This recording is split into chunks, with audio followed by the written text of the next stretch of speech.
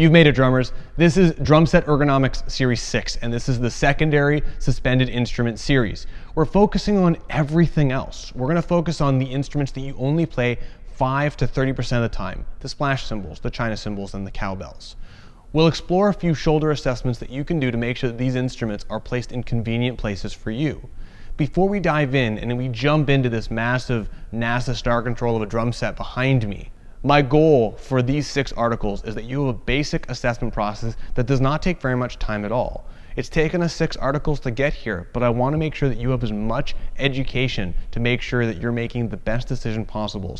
And it's not just my bias imposed on you. You have some practical and empirical information to help you make decisions. Step 1 is removing the dogma. And we want to make sure, much like last month, that we're not being influenced by our favorite artists. It's important to take aspects of their qualities and their drum setups and their styles to our playing, but our drum set should not be set up just like theirs, because we are different. We are individuals and we are unique. So just because Mark Juliana or Neil Peart set up their drum sets the way they do, doesn't mean you necessarily should, but maybe you could. This assessment process is going to start to help us figure that out. Step 2, the external components. We're basically going to be focusing on all the extra devices on this instrument. We've talked about everything except for those cymbals that we put far out of reach or the cowbells that are off to the corner. So we're going to be focusing on all of those things. For this, I'm going to only focus on auxiliary hi-hats, a cowbell, and then an extra crash cymbal. But as you know, these assessment processes can go anywhere. You can use any instruments, and whatever you may use, because you may play a different style of music, this will transfer to that as well. The internal components that we will be focusing on again is the scapula, humerus, and some of the associated ligaments in this system. Please remember that we have bones, and these structures, based off of other pointy surfaces, have inherent limitations that will limit how far our body can move.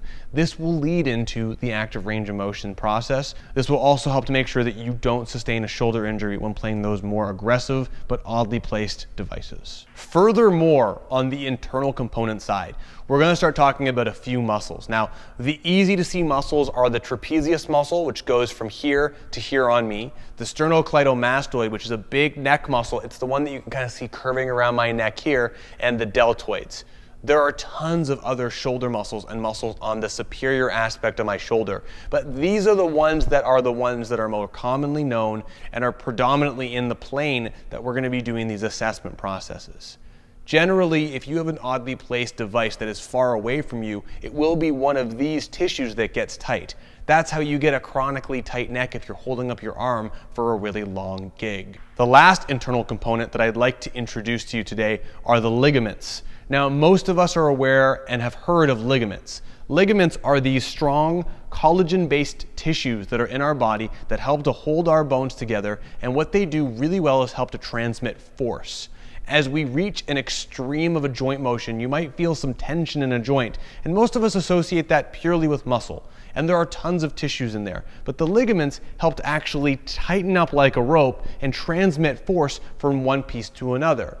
We're going to see in a second, as we go through this assessment process, that we're going to feel both muscles, ligaments, and other connective tissue tighten up as we reach to the extremes of our motion.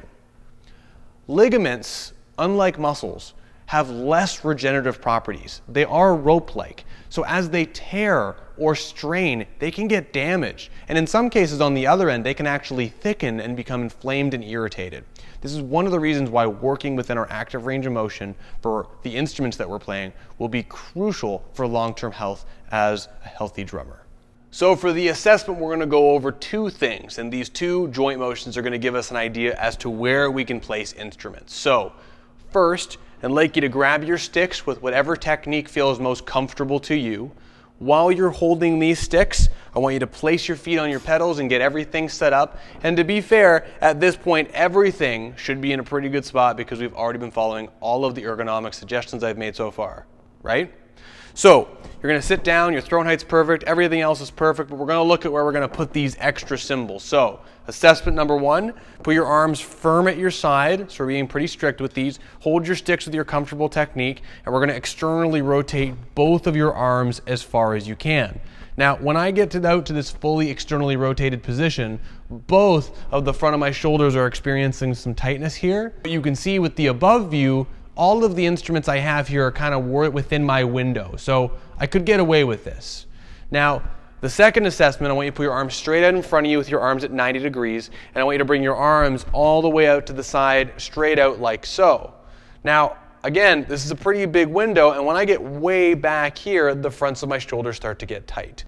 So for both of these, I would suggest, but it's up to you, to place instruments just in front of that tightness. So for me, when I get out to here, this is when I start to feel tightness, so I stop, but I can go to here.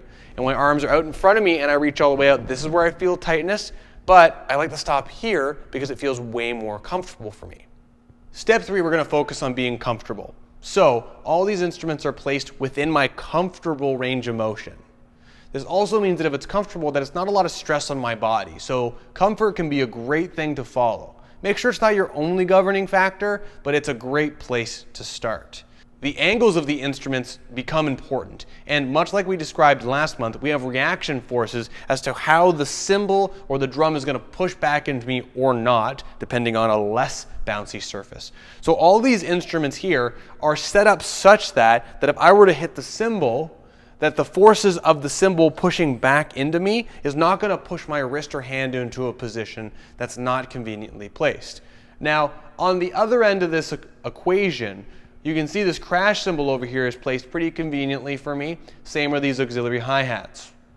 But when I get down here, I have this cowbell, this Morph Beats cowbell, which is pretty cool.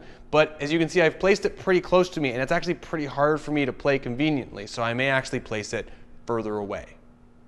Start off though, guys, by following the active range of motion and place the instruments just 2 inches below your drumsticks, and make sure that you can hang out there for a few minutes.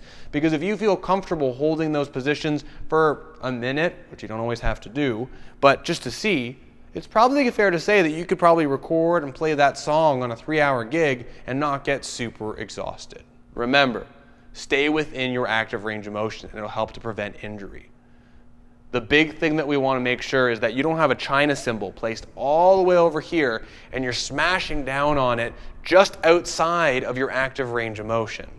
If you're doing that, then you're going to sustain an injury. In closing, drummers, this series is to give you freedom. I don't want to restrict you. I don't want to tell you how you should set up your drum set, because frankly, your body already has all of those answers. I hope that this 6-piece series on ergonomics has been helpful for you, and I'm planning on continuing to produce more content in this same direction, focusing on you being a healthy drummer. Like I said at the very beginning, my goal for you is to continue playing drums forever, and I don't want it to sound like I'm telling you a biased way of setting up the drum set, because, I mean, honestly, guys, your body has the answer, and if you listen to your body, and you get rid of that dogmatic, I don't care, I'm going to do it my way approach, you're going to be good. And if you're an aging drummer and you're someone who's listening to this and you're 50 or 60, you may not have the same mobility that you did years ago, and you're going to have to change how you set it up. Guys, day to day, if you've had an injury or a stressful night, your range of motion may change. I would suggest using these last 6 articles as a guide to modify the drum set. And if you get really good at checking your range of motion and checking your range of motion, guys, honestly, it's really fast and easy. It takes me 5 minutes to figure out how I'm going to set up the drum set, and make sure it fits within me. Thank you again, guys. This is Brandon from Drum Mechanics, your biomechanics and fitness resource for the modern drummer. Thanks for sticking in there, and I look forward to seeing you soon.